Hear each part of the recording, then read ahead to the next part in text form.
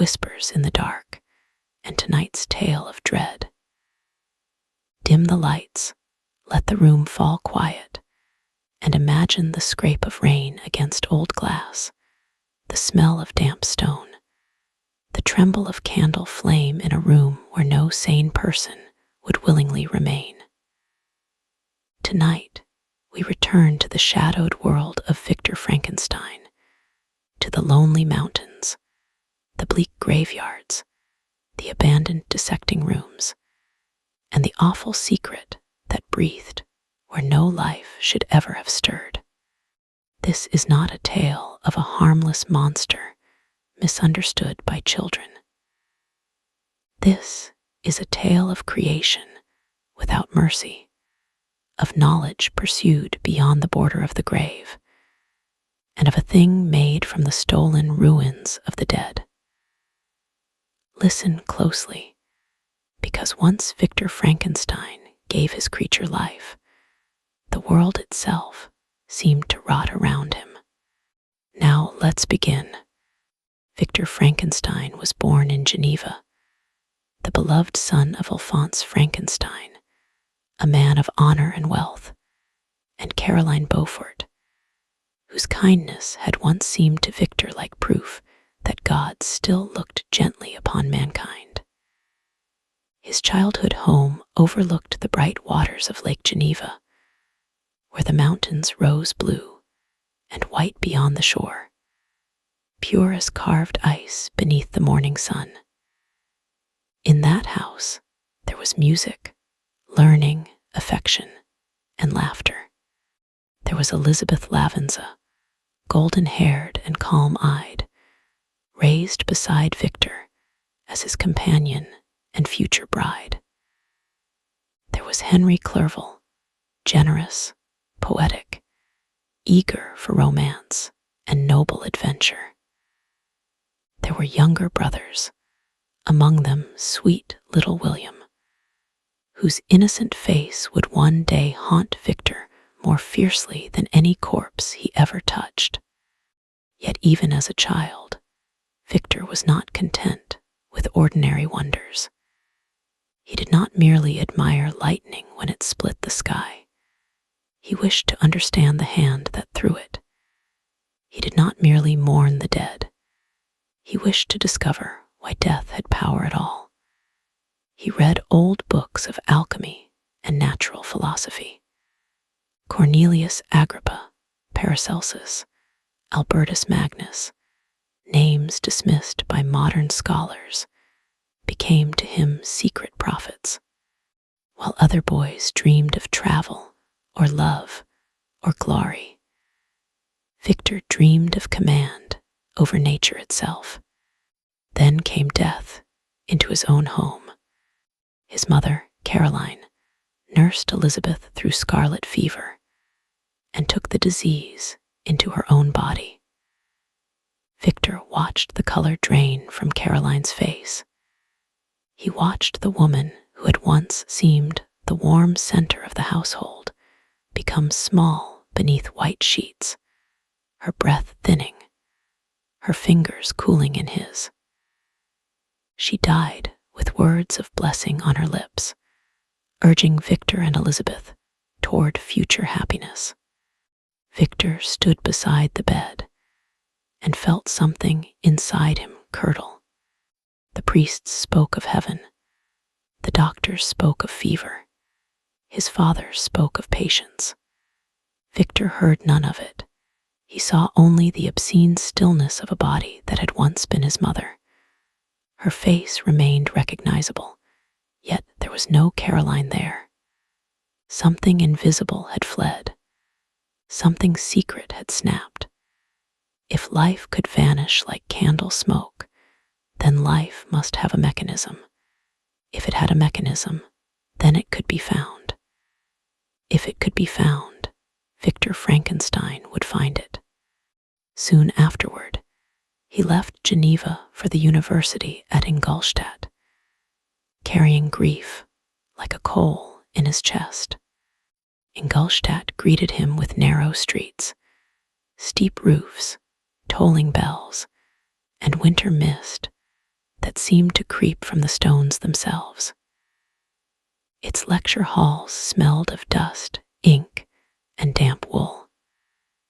Its laboratories stank of chemicals, burnt metals, spoiled specimens, and old blood hidden beneath stronger odors.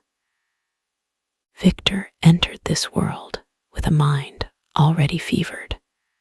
There he met Professor Kremp, who mocked his old alchemical studies, and Professor Waldman, whose gentle encouragement lit the fire of Victor's ambition into a blaze. Waldman spoke of chemistry, electricity, galvanism, anatomy, and the new sciences that could lay bare the secrets of existence. Victor heard in his words not instruction, but invitation. He worked obsessively. He stopped writing home. He ate little. His eyes sank deeper into his skull. His hands grew stained with acids and preservative fluids.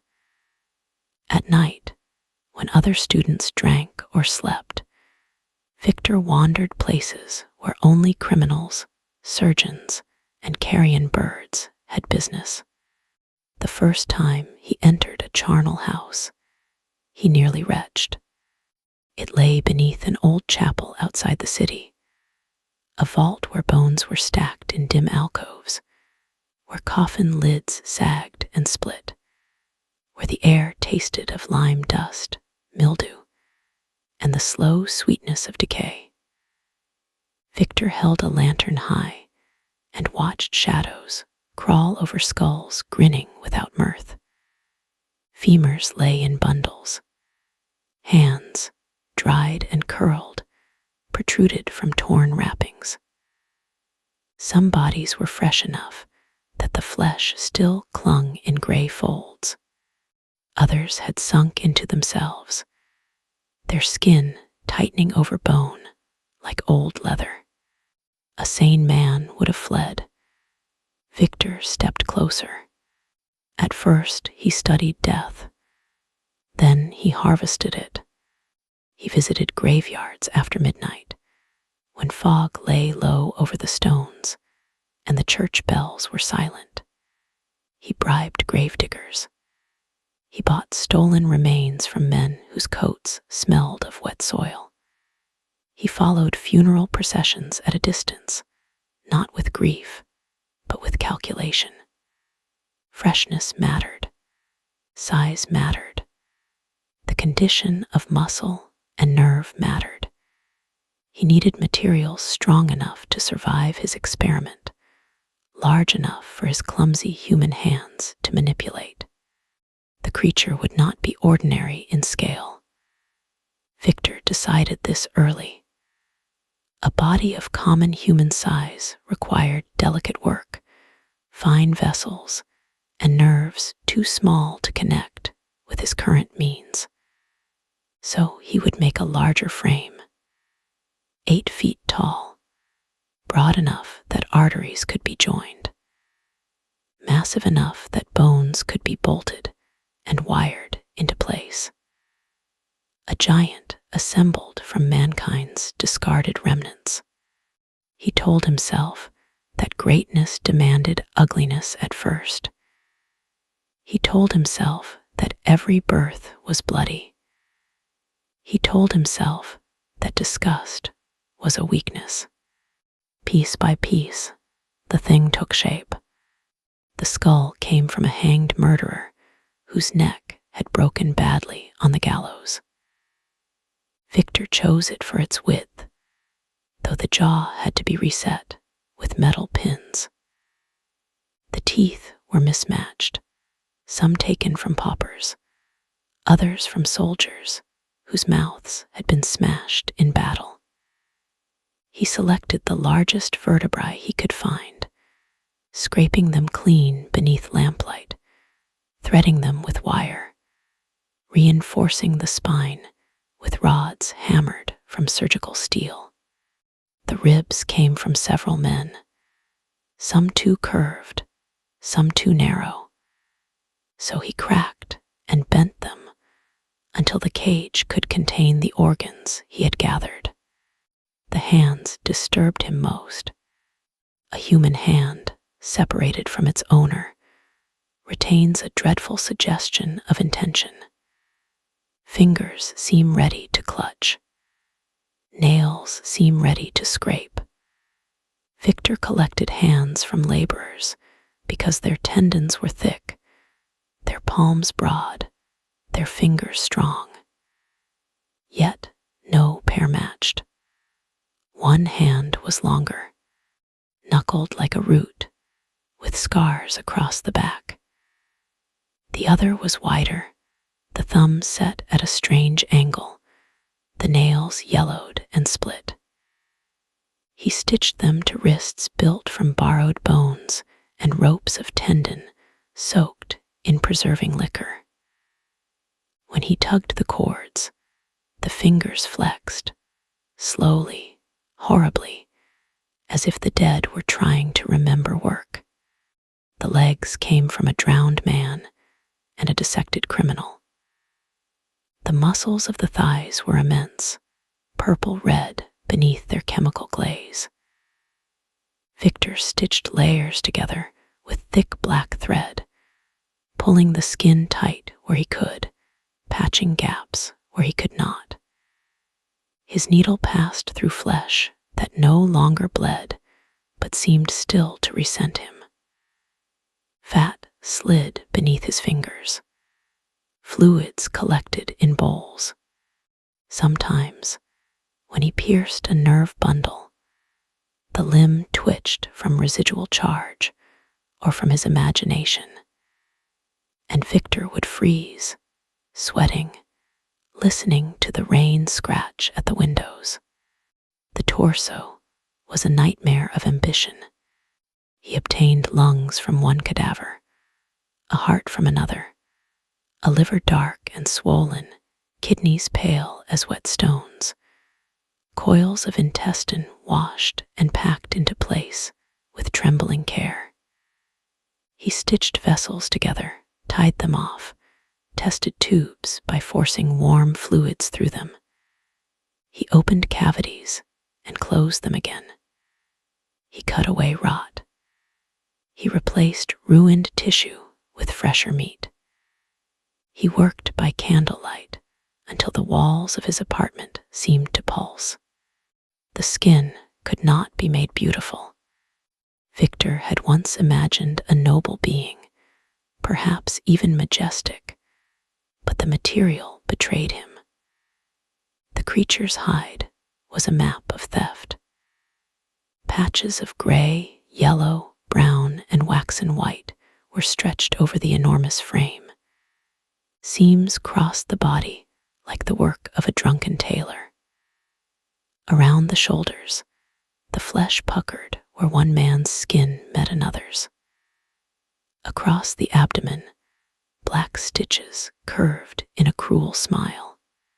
The chest was too broad, the ribs too visible beneath tight skin in some places, and buried beneath heavy slabs of flesh in others. The neck was thick and corded, ringed by bruised marks where different tissues had been joined. The face, which Victor had hoped to make human, became a mockery of mankind. He gave it black hair, long and lustrous, stolen from a corpse whose beauty had not survived the grave. He set watery yellow eyes beneath a heavy brow.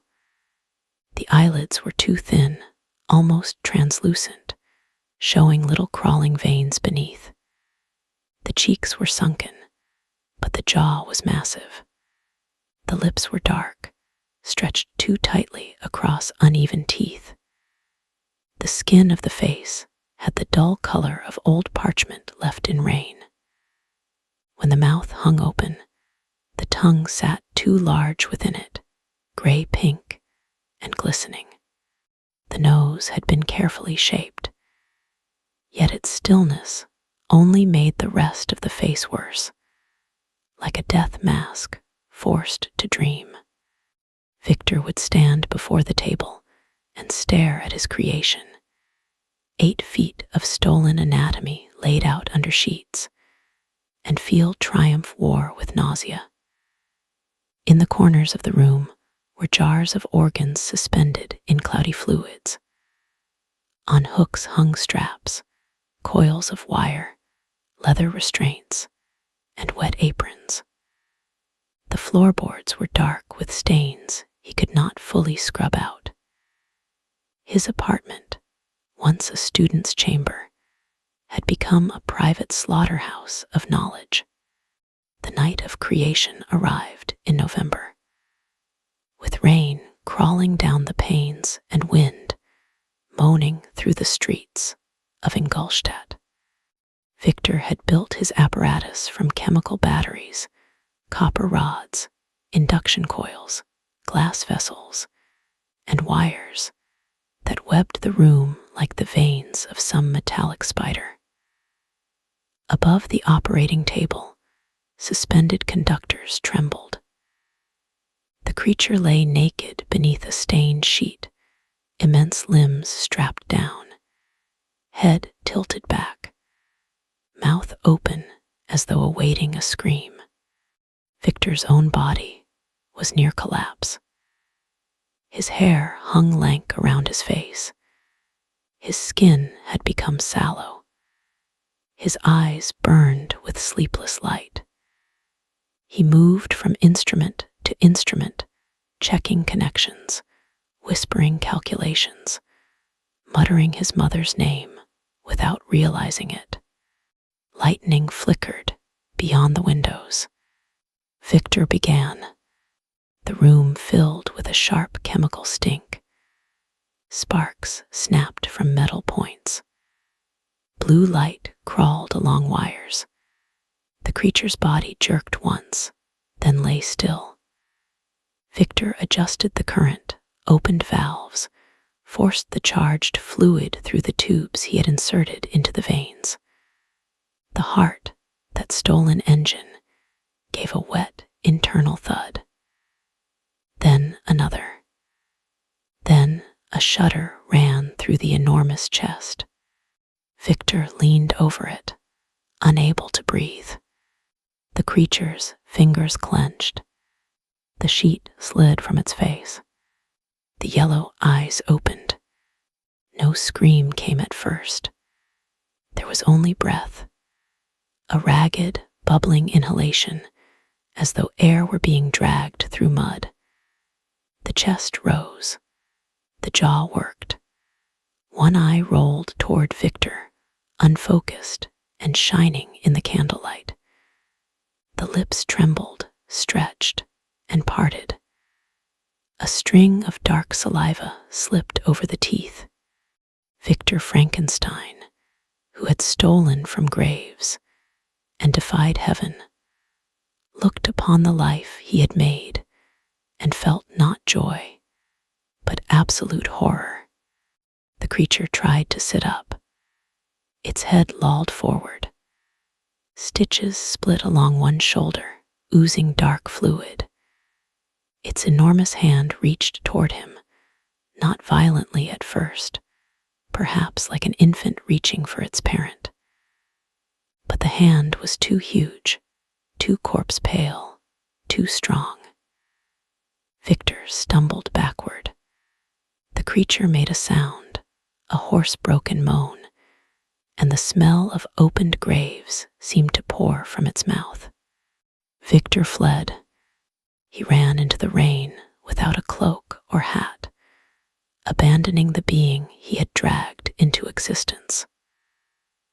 All night, he wandered the streets, shivering, raving, seeing those yellow eyes in every puddle. By morning, he returned with dread crushing his ribs, but the room was empty. The creature was gone.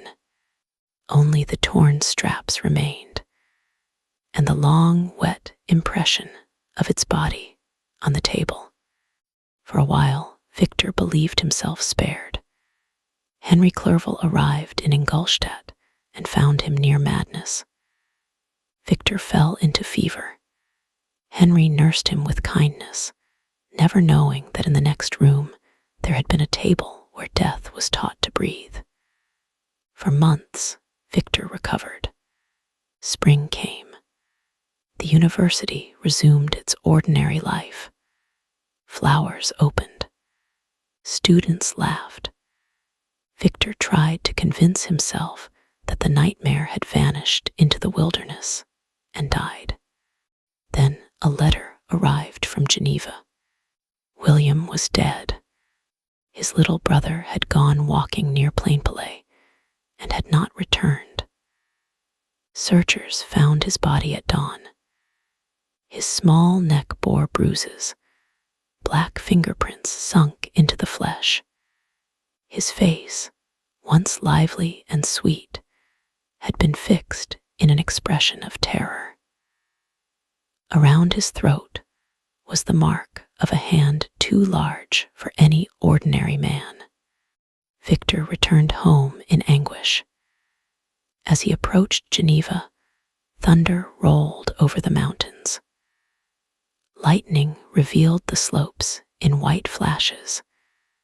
There, against the rocks above the plain, Victor saw a figure. Gigantic, human in outline, yet wrong in every proportion. Long arms hanging, shoulders hunched, hair streaming in the storm. The creature turned its pale face toward him. Victor knew. He knew who had killed William, but the world did not. A cherished miniature portrait that William had worn, showing Caroline Frankenstein, was found hidden in the clothing of Justine Moritz, a gentle servant of the household. She was accused. She wept. She denied. She confessed only when pressured by priests who promised damnation if she did not. Victor watched the innocent girl condemned, knowing the truth, yet unable to speak without sounding insane. Justine was executed, another life strangled by his silence. Guilt became Victor's true companion. He fled into the mountains, seeking solitude among the glaciers and valleys of Chamonix. There, where the Mer de Glace stretched like a frozen sea beneath the peaks, he met the creature face to face.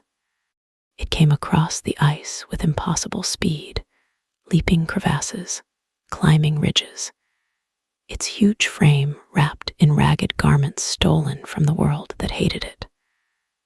Up close, it was worse than memory.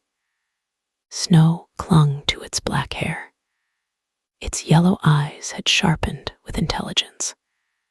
Its skin had drawn tighter over the bones of its face, and the seams around its mouth had darkened. Its height made Victor feel childlike. Its hands could have closed around his skull as easily as around an apple. It spoke. The voice was deep, harsh, and strangely articulate, like words dragged from a broken organ. It accused Victor of abandonment. It told of waking alone, hated by all who saw it, learning language in secret while hiding near a poor family in a cottage. It had watched them with longing. It had brought firewood in the night. It had learned tenderness by observing what it could never receive. When at last it revealed itself, they drove it away in terror.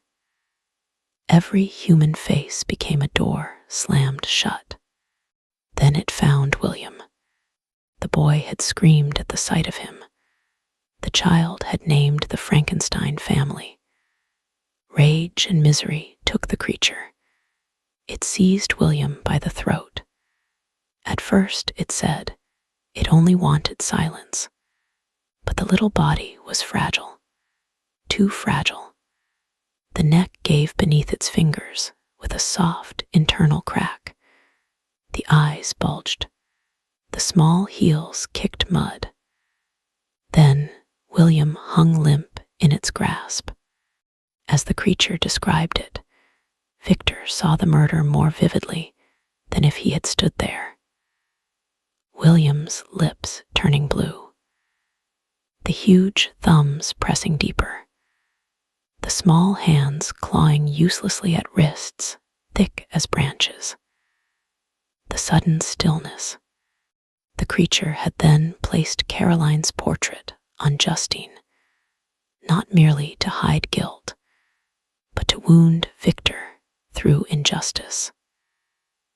It had learned cruelty from mankind and had improved upon the lesson. Yet it did not ask only for revenge. It demanded a companion. Create another, it said. Make me a mate, hideous as I am, so that I may not be alone in the world. Make one being who will not recoil from my face. We will vanish into the wilds of South America and trouble mankind no more. Refuse me, and I will be with you on your wedding night. Victor resisted, cursed, pleaded, trembled. But the creature's misery had a terrible logic, and Victor's guilt was bottomless. At last he agreed. He returned to Geneva changed, hollowed by dread. Elizabeth looked at him with worried love. Alphonse begged him to take comfort. Henry Clerval tried to revive his spirits with friendship. But Victor's promise hung over him like a corpse from a gibbet. He traveled to England, then to Scotland, gathering knowledge for his second creation. Henry accompanied him for part of the journey, innocent Henry, whose bright mind delighted in landscapes, poetry, and human kindness. Victor could barely look at him. On a remote island in the Orkneys, where the sea gnawed at black rocks and the wind smelled of salt and rot, Victor rented a miserable hut. There he began again. This second work was in some ways worse than the first. Before, ambition had blinded him. Now, he knew exactly what he was doing. He collected remains in secret from coastal graves, dissected bodies in darkness, assembled female bones upon a table, while gulls screamed outside like souls denied rest. He chose a narrower skull, long limbs, a rib cage taken from a young woman dead of fever, hands from another, eyes preserved in a jar until they filmed over in cloudy fluid. He stitched flesh with hatred for himself. The new creature's face began to form under his hands, not beautiful, never beautiful, but almost pleading in its unfinished silence. Then terror overcame him. What if the female creature hated the first? What if they bred? What if a race of such beings spread across the earth, strong, resentful, rejected, impossible to destroy? What if he was not ending misery, but multiplying it?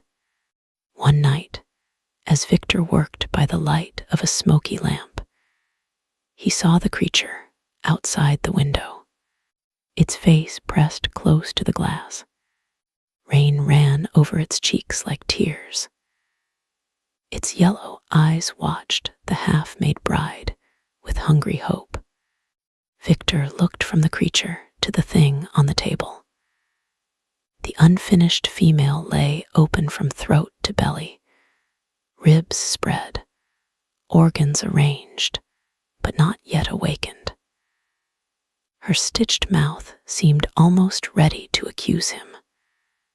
With a cry, Victor tore the body apart. He ripped stitches loose. He severed vessels. He pulled the limbs from their joints and let them fall wetly onto the boards. skull rolled against a chair. The torso collapsed inward with a sound like a butchered animal. Preserving fluids spilled across the table and dripped to the floor. The creature outside saw everything. Its expression changed.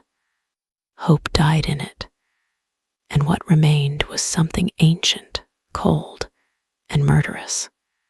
It burst into the hut with such force that the door cracked against the wall. Victor staggered back amid the ruined body parts. The creature stood over him, shaking, its massive hands flexing. "I shall be with you on your wedding night," it said. Then it vanished into the storm.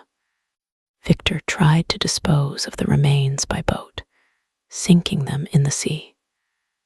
The bundle was heavy, wrapped in cloth, tied with stones. As he pushed it over the side, one pale hand slipped free from the wrappings and opened in the moonlight, as though the murdered second creation were asking why she had been denied even a name. The sea swallowed her piece by piece. Victor drifted, exhausted, and was later taken ashore in Ireland, where he was accused of murder. The body of Henry Clerval had been found on the beach. Victor was brought to see it. Henry lay cold upon a table, his face swollen from seawater, his hair tangled with sand. Around his neck were the same terrible bruises. The creature had strangled him with deliberate strength, crushing the throat until the skin blackened, until the voice that had spoken so kindly to Victor was gone forever. There were deep impressions where the fingers had sunk.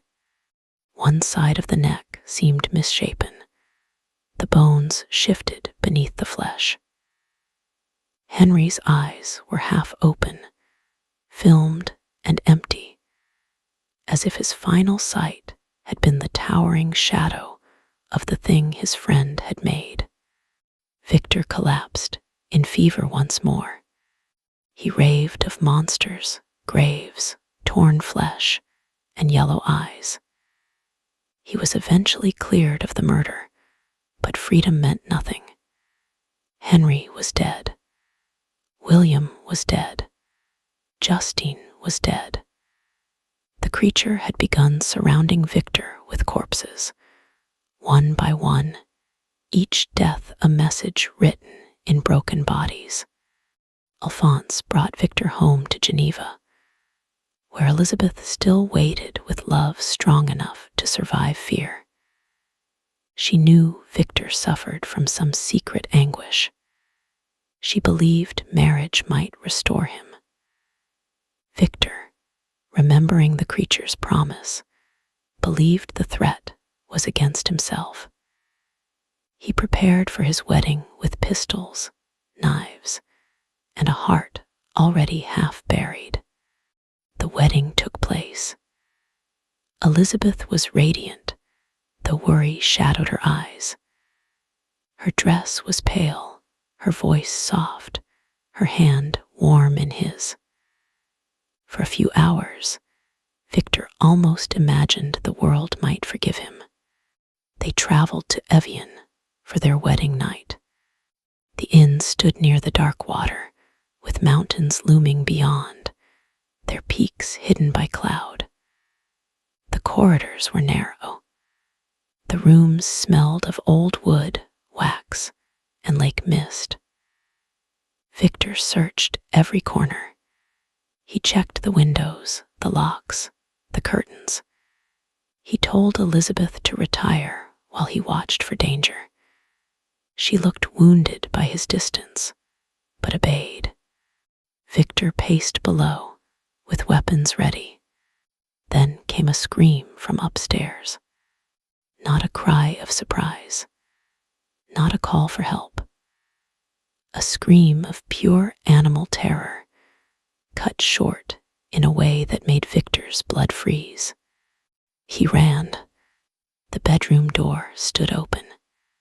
Elizabeth lay across the bed in her wedding dress, the white fabric twisted beneath her. Her golden hair spilled over the sheets.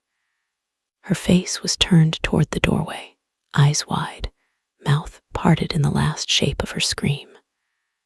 Around her throat were livid marks, huge and dark, the bruises already rising like a necklace of death. The creature had not merely killed her. It had arranged her. One arm hung over the side of the bed, fingers curled toward the floor. Her veil was torn and tangled around her neck. A red stain from a bitten lip marked her chin. At the open window stood the creature. For one heartbeat, it looked almost sorrowful. Then it grinned. The expression was unbearable. The stitched lips pulled back from uneven teeth. The yellow eyes shone with triumph and misery combined. It lifted one enormous hand, the hand that had closed around Elizabeth's throat, and slowly pressed its fingers together in the air, showing Victor the motion of her death. Victor fired his pistol.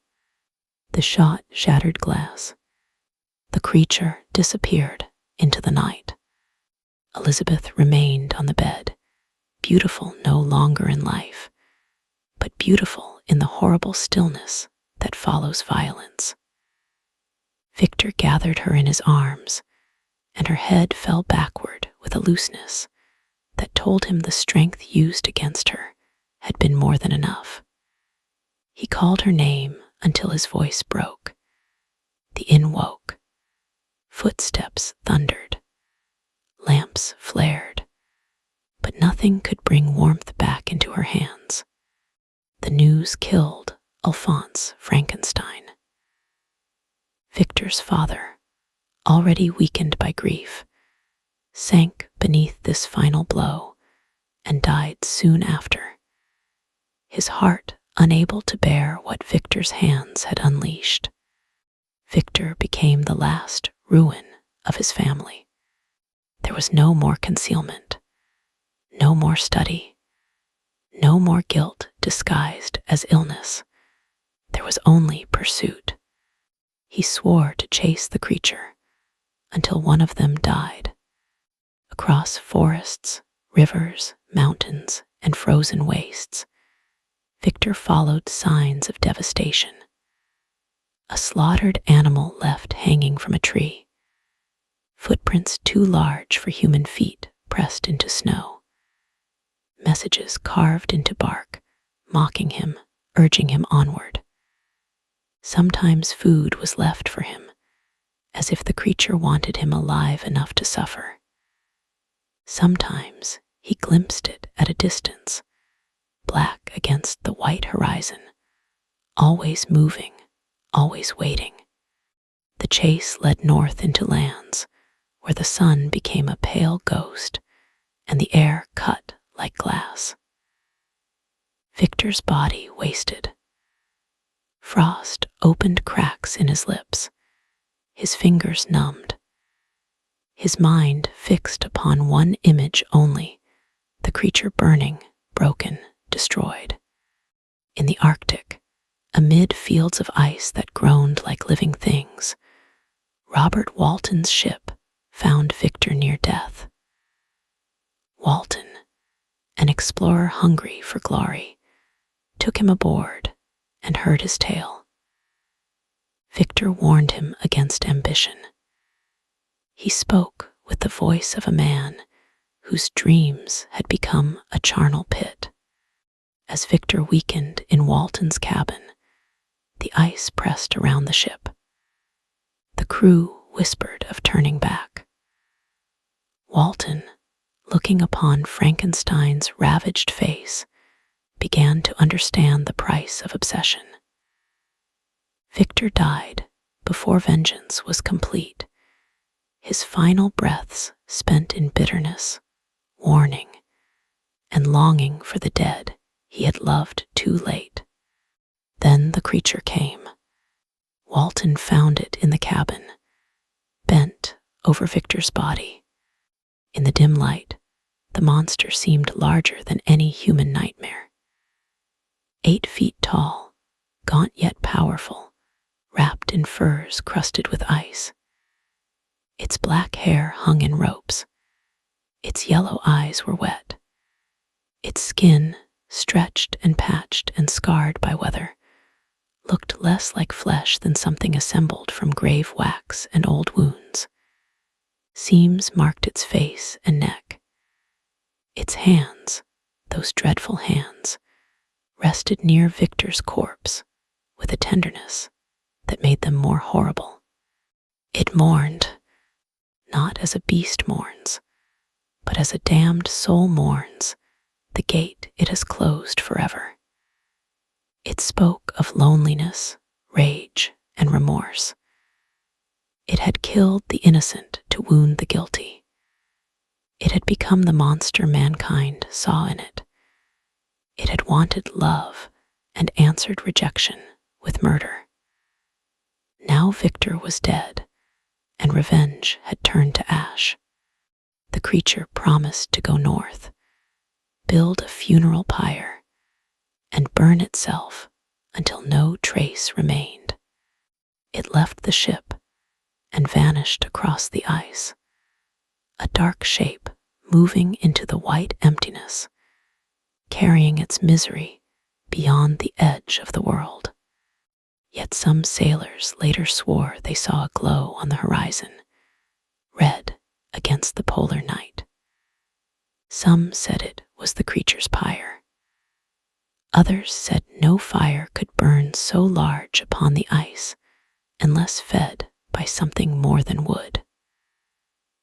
One man claimed he heard, far across the frozen plain, a voice howling not in pain, but in grief so vast that even the wind seemed to flee from it. And there are darker whispers, whispers that the creature did not burn, whispers that, when the flames died, something crawled from them blackened, but alive. Its stitched skin split, its yellow eyes brighter than before. Whispers that the science Victor Frankenstein discovered could not be undone by fire, because what he awakened had never been merely flesh. Years after Walton returned, shepherds in the Alps spoke of a giant moving above the snow line. Graveyards in remote villages were found disturbed, not robbed by men, but opened from within, as though something beneath the soil had heard a call. In one valley, a hunter found a frozen hut containing scraps of parchment covered with Victor's old notes, copied in a huge, uneven hand. Beside them lay bones, carefully sorted, not eaten, studied. Perhaps grief did not end the creature. Perhaps it taught the creature. Perhaps the being made by Victor Frankenstein learned at last the lesson of its creator, that loneliness can become ambition, and ambition, when fed by pain, can dig up the dead and call the result destiny. So when storms gather over the mountains and lightning walks the sky, when churchyards stink after rain, when a fresh grave seems sunken though no one admits disturbing it, remember Victor Frankenstein. Remember the student in Ingolstadt who stitched old body parts into the shape of a man. Remember the yellow eyes opening in the candlelight. Remember the small throat of William, the innocent death of Justine, the crushed neck of Henry Clerval, the murdered bride Elizabeth upon her wedding bed, and the father who died from sorrow. Remember that the most frightening monster was not born in darkness. It was made there, and perhaps, even now, somewhere beyond the reach of law and prayer, vast hands are working by candlelight. A needle passes through cold flesh. A wire tightens around bone. A dead mouth is sewn into the beginning of speech. Outside, thunder rolls closer. The creator is gone, but creation remembers. Thank you for listening to tonight's descent into horror. Some stories end when the book closes. Others wait, patient as a grave, for someone foolish enough to begin again. If this tale chilled your blood, like the video and subscribe for more. Stay close for more dark narrations, strange legends, and nightmares pulled from the deepest corners of imagination. Until next time, keep your candles burning, lock your doors, and never forget that some secrets should remain buried. Good night. Whispers of a love so true, painting dreams of me and you. And I'll hold you close in this moment.